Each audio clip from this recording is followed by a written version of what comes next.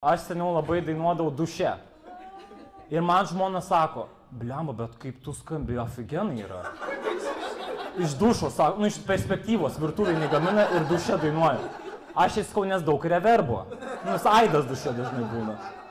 Jis sako, tu turėtum dainuoti žmonėms, bet aš turiu baimę. Jinai tada man sako, tai tu nueik prie žmonių ir įsivaizduok, kad tu prausiesi. Aš sakau, bet kaip aš galiu įsivaizduoti, nes čia labai daug vaizduotės tam reikia.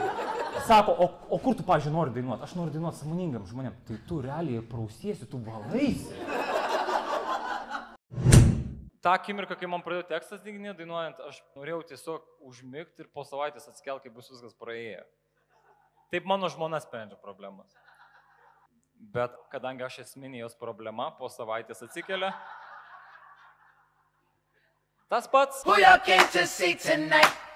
Ar kas nors iš jūsų turi tokį bairį, kaip yra pyktis ant daiktų?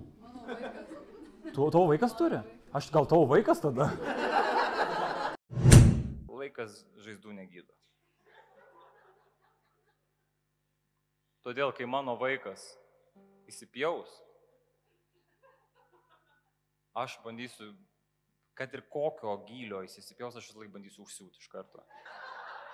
Nes laikas nepadės čia.